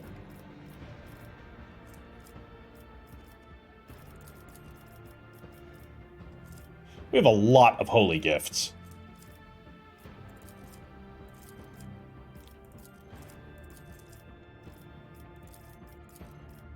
So that's put us there, yeah, indeed. So now we have a portative manipulator. Using reload costs 1 less AP. It's okay. And the omniscient axe. Him. And yeah, now it's a little bit more expensive to level up. 11 large medkits would be quite nice, but we don't need to go all the way there just yet. So, good reputation. There's the Man of the Drusian mission, but he ain't here, and we can do all of that from our void ship. So that's what we're going to do. We're going to head back to our void ship, and I'll do some reputation business up there as well. And see what we can attain before we set off once more into the darkness. We can do a little bit more exploration, I think. We have this be a relatively long episode. We're already at almost an hour and a half. We'll probably not do the exploration this episode, so we'll just do our sales with Janris Danrock as... he can get us in touch with the Fellowship of the Void and other members, and then we can move some equipment around and have ourselves ready to go for the next mission. Because, you know, unlike in some other CRPGs, you can equip the entire party all at once without having to bring party members into the party while in the your base area. Okay. So, let's do some shipping here. Kaspalika mission. We need a lot more reputation to get there. Some of these are easier to gain reputation with than others, by the looks of it. What about the Fellowship of the Void here? So we're looking pretty good. Ah, we can get this. The Mizoa Pattern Auto Pistol. Alright, well, I'll take it. The Brinkwalker Pendant can move without provoking attacks of opportunity as long as they have less than 50% wound. That doesn't sound very good. Staff of Endless Flame would give us Inferno. Okay, so that's a big area of effect. Ability. Apex Gloves. Okay, Bounty Hunter-based gloves. Interesting. A Needle Pistol. Does toxic damage, I assume. Which was a little bit more clear with the type of damage that it did. It does. It says it here. Sort of. It's an exotic weapon, it says. So, it doesn't help us. But yeah, Needle Pistol. Very cool. Melter Charges Tactical Backpack. Means +1 rate of fire bonus for any burst weapon. Who that's going to. Actually, there are 2 people that I can go to. Both of these look really good. We can afford both of them too, which is quite solid. Better Foe Hammer. Rending Shotgun. Sounds like something for Abelard. Modified Splinter Pistol. Oh, yeah, I mean, that's going to Jay. Swashbuckling Cloak. Has 2 melee weapons equipped. They gain +10 weapon skill and 15 critical damage. That's cool. Archmilitant's Boots. Melee attack after a ranged attack. The target of the melee attack should pass a toughness resistance test or be knocked prone. Damn. Yeah, that's going to be really good on Abelard. There's up to rank 13. Let's actually get to trading them some stuff here. They can do with some fuel, I think. So let's just see what we can give them. Ship components. This is it, huh? Screw it. I want lots of reputation with the Fellowship of the Void, so we're going to give them everything we possibly can. Let's see where that gets us. Alright, we have these 2. These aren't very good, but that's okay. And we do need a bit more reputation with them at some point. But that looks fine, as is. Let's have a look-see with the Drusians here, as well. Oh, we can already get these. Cloak of Retribution. 15% bonus to damage against enemies that dealt damage to the wearer this round. Okay. Be good on Abelard. Or crack grenades, always nice. And a better heavy bolter. Is it better? No, I think it's the same. It's just a normal heavy bolter. Yeah, it's the exact same as the one we already have. But, hey, I'll take it. The Dark Visionary hood looks really cool.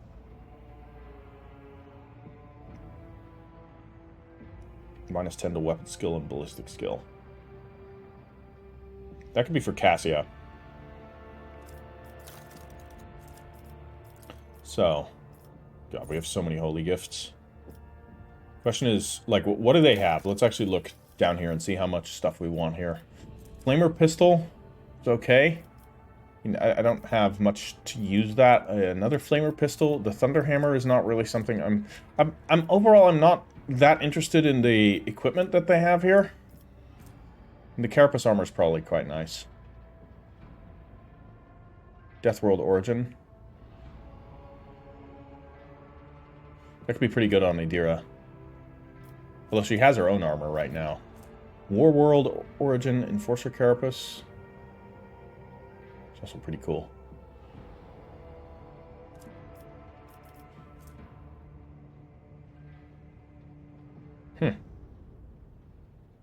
That's pretty good.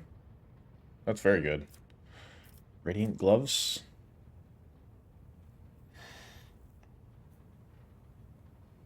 Huh, that's interesting as well. Some of these are very interesting.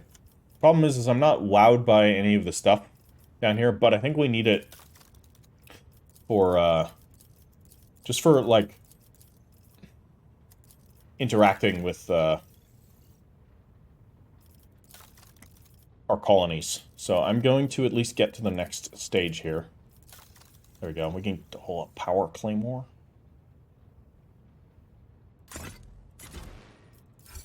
That's pretty cool. Alright, that'll be fine here. So we've gotten to level 7 with the Fellowship of the Void. We can't do much with the Imperial Navy, unfortunately. There's nothing for us to trade. And nothing for us to get either. We've checked the Kasbalika mission, we've checked the Explorators. So you guys don't take holy relics, do you? Okay, I'm going to give these guys the rest, because I want to get as far as possible with them. And then we will check the pirates. There's nothing more for you, right? No, they don't take holy gifts. So the Explorators and the Drusians take holy gifts.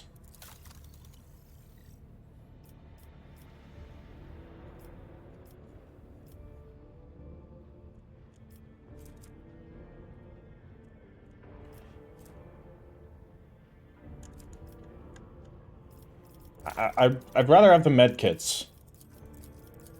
So we're going to give up some of these. Get 4,000, that's going to bring us there. We could even go... No, this is only going to get us 3,000 extra. I mean, that would get us there, so let's just do it. Next tier. Alright, look at that. Targeting visor.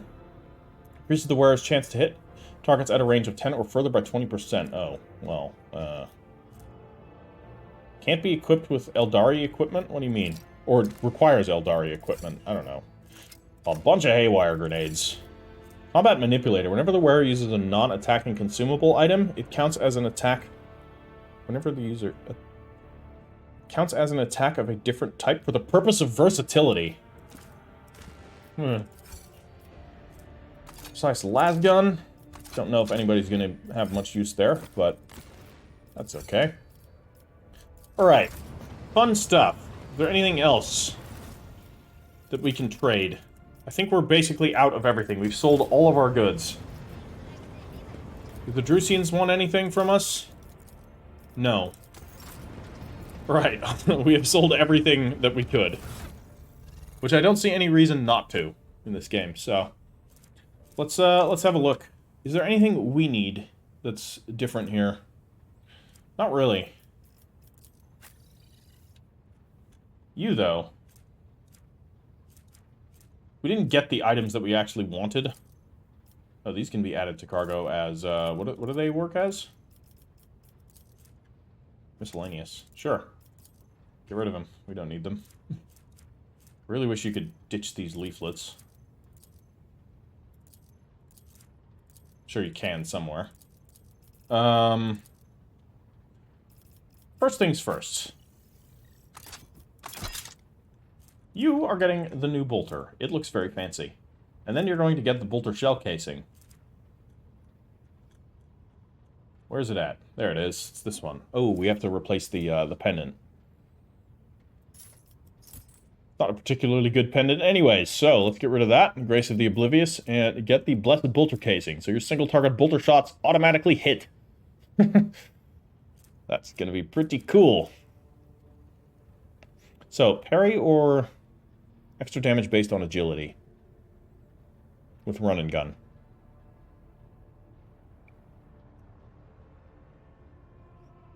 The parrying's really nice. Gives her a lot of survivability if somebody comes in melee. And the problem is, the other benefit to being able to parry melee attacks would be for if she needs to get out and would provoke an attack of opportunity. However, we have her with the dash skill. So that's already sort of less relevant. So I'm going to ditch that. I might give it to Jay, depending on what her gloves are. Reduces the recoil. No, see, the recoil reduction is pretty clutch on her. So we don't need to change that out. What we will do is, first let's sort all of these, type in ascending order. Okay, power sword on him. There we go. Goodbye chainsword, you now have a power sword. Looking good. We have the Mizoa pattern auto pistol, or did we want to keep the Deadshot stub revolver? Deadshot stub revolver is pretty good with the extra 15 hit. I'm gonna get rid of the Pyromaniac boots. They're just way too circumstantial to be any good, in my opinion. Brinkwalker pendant also feels rather circumstantial. Get rid of these improved black vests. Heavy leather armor, you've got better. We'll ditch that. Casing chest plate. That's not bad. Can you equip heavy armor? You cannot. Your backup weapon is the serrated chainsword. Since she's an arch militant, it might be handy if we gave her like a some sort of flame pistol, but we don't have a flame pistol for her at the moment. So we'll leave that. Okay, what else did we want for Abelard? There's this arch militant, the combat manipulator.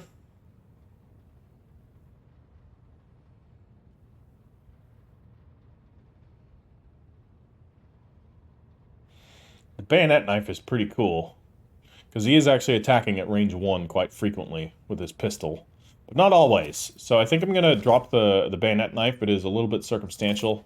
It's also, most of the time, we're cutting through our enemies too quickly. Anyhow, Power Claymore instead for Heinrich's, perhaps.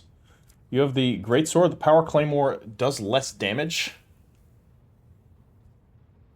but has better armor penetration.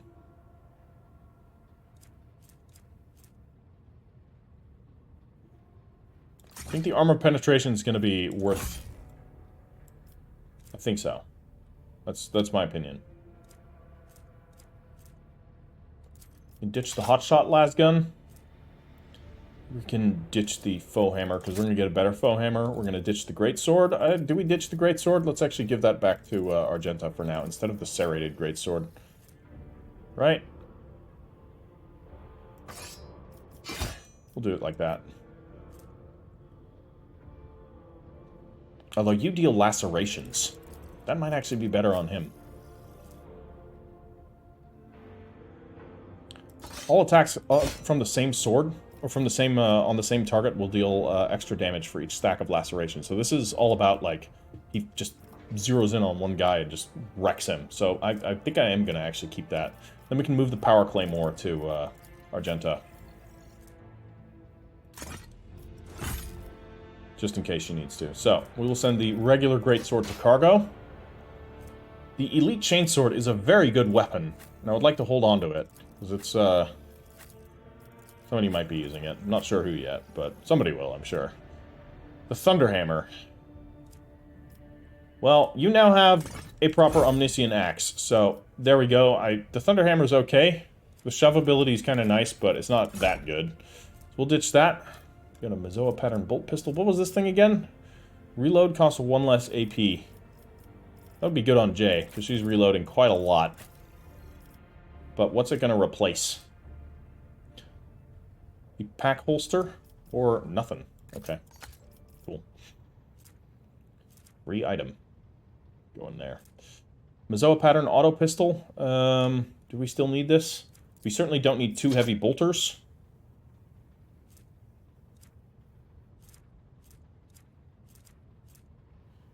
I don't think we need the Eldari long rifle either. I'll hold on to the rest. Biomancer's staff. Don't think we need this.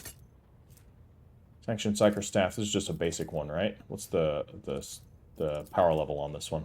Power level 9? It's okay. I'll hold on to it just in case we want to use that.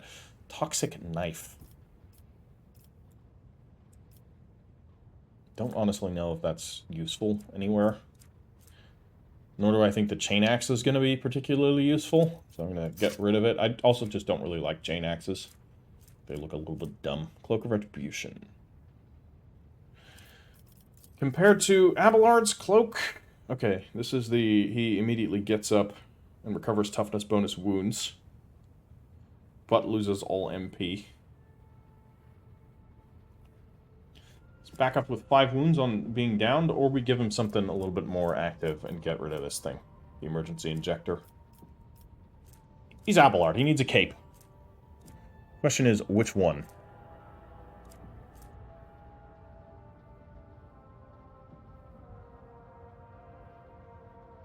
I think the Mantle of Heroism is still going to hold up here. So let's send that to cargo. Pack of reagents. This is a... Oh, this is a consumable. But it's a permanent consumable. Is it? No, it is a... it's a cloak. Interesting. Ha! That's cool. Looks very cool. And for you? Yeah, like, how often is enemies with less perception useful? We're going to give you this. It's going to increase the damage of your toxin-based weapons, which is going to be your shuriken, or your splinter pistol, I should say. Right? That's how that works? Of all bleeding, burning, or toxin effects. This applies toxin, yeah?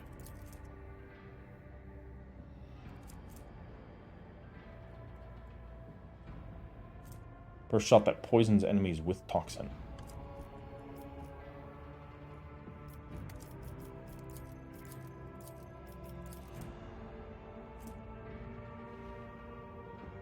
I guess. Seems like that's what's going on. For the sake of things, I'm going to give her some of these gas cloud grenades so that she can then deal a little bit more toxin damage. Stun grenade and an Eldari monofilament grenade. Yeah, cool. Abelard, we keep you with the Iconoclast cloak. What do I have? +5 to all characteristics. Yeah, I'm gonna hold on to that. It also looks really cool.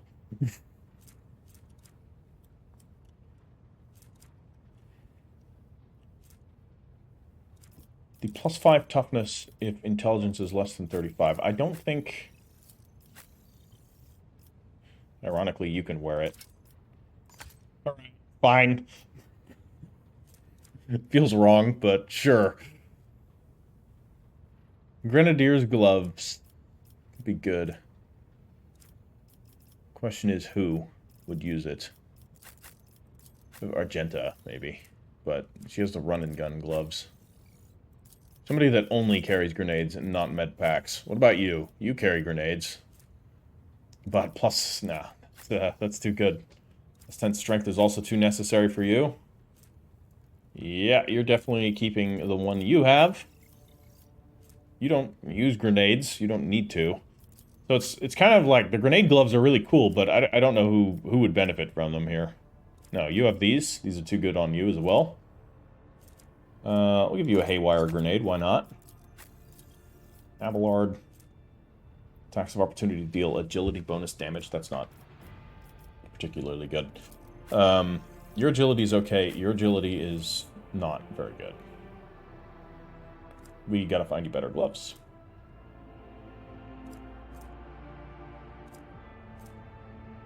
Is this gonna be the Grenadier's gloves? Why not? Let's give him one less med kit. and give him another type of... we'll give him a second frag grenade. Fuck it, we got 11 of the things. And let's make sure that each of the characters has... or each of the characters that does good medical work has a large med kit as well. So that can be you, Argenta, and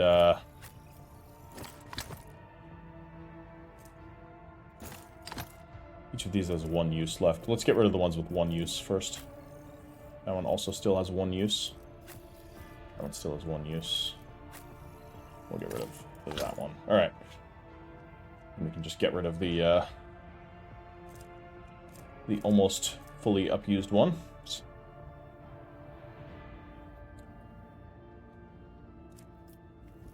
Might be good on Jay, actually. The Brinkwalker pendant. Problem is the pair holster's too good, and no, the portative manipulator's also going to be too good. So I don't know who's going to use this. I guess we'll hold on to it for now. We don't know if somebody's going to come along that's going to be better. We can ditch the autogun here. Don't think we're going to get any further use out of that. Ditch the Mazoa auto pistol? No, I'll hold on to it. I've liked this thing. This thing's been quite handy. You have the stub revolver. Or do we give you the auto pistol back? Just so that when you spray and pray, you can properly spray and pray. I think we'll do that. Stub revolver? Anybody can take that?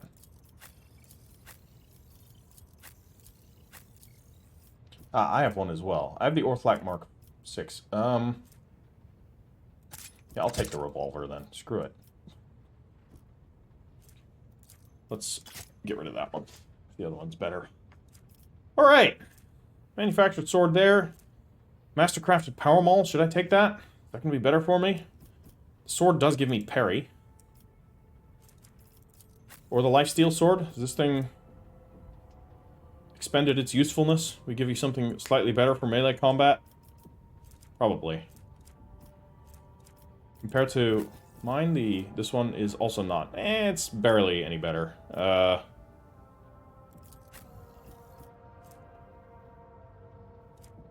We can give you the toxic knife.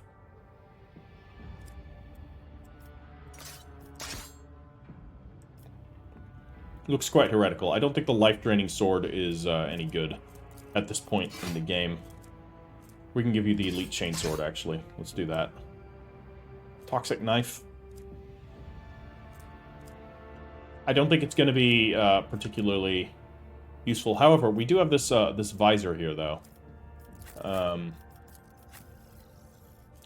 Targeting visor. Yeah, the analyst's helmet's nice for her, but targeting visor increases the wearer's chances to hit targets at a range 10 or further by 20%. That is literally made for her. And it also, you know, looks like something. That's cool.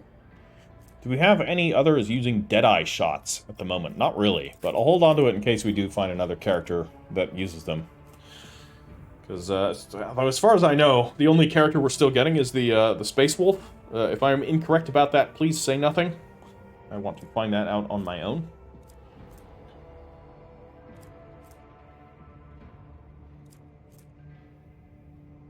Yep, I think that's going to be it.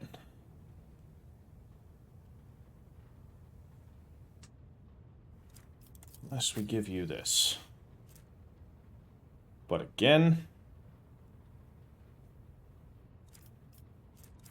Ooh, non-combat consumables, huh?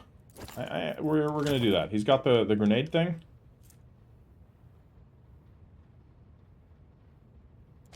We'll drop out the knuckle guard.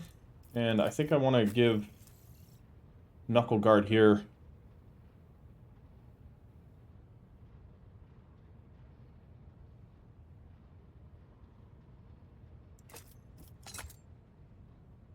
to Pascal. And then we have the stimulant injector. This will reduce wounds, but will increase critical hit chance by a little bit. So I might give that to Argenta. Increase her critical hit chance. She's using medkits for 1 less AP. That is pretty good. Should we be stacking the medkit stuff on her here? But we give her plus 15 to med. Okay, never mind. We won't put this there. Extra critical chance? Maybe... Oh, we can put that on you. Reduce your wounds. That's fine. But a little bit of extra critical hit chance. 3 times toughness bonus, so that's not much. Ugh, 25. Oh, that's terrible. It's fine. It is what it is.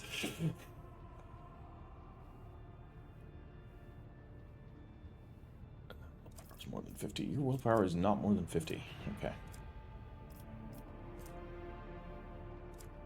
Yeah, I think we're looking good. I think we're looking good. Never mind. Bladed boots. Extra movement's nice, but those bladed boots are gonna do wonders. So that's quite good. With hitting openings, which he can definitely do. Do we have a better eye thing for him? Because this is not... For a headpiece. We don't have that many. Bonus to commerce? It's not very good. Ranged attacks? No. Okay, we don't have anything better, so that's just going to be what it is. The Gem of Dark Vitality, we're going to find another heretic character? I don't think so. We already got you with one? I think I'm going to ditch this one, add it to cargo. Alright guys, that's going to be all for today. I hope you've enjoyed it. My apologies for the prolonged jangling around with characters and doing it in no particular order or without any sort of organization, just kind of randomly assigning new things to characters. That's just how my brain works. I can't control it. It's a force of nature that is well beyond my capacity to manipulate. My apologies. If it drove some of you insane, rest assured, it's all part of the plan. Right, guys, if you've enjoyed the episode, do drop this video a like, and I will catch you all in the next one, and remember, all is part of Tzeentch's great plan. Goodbye.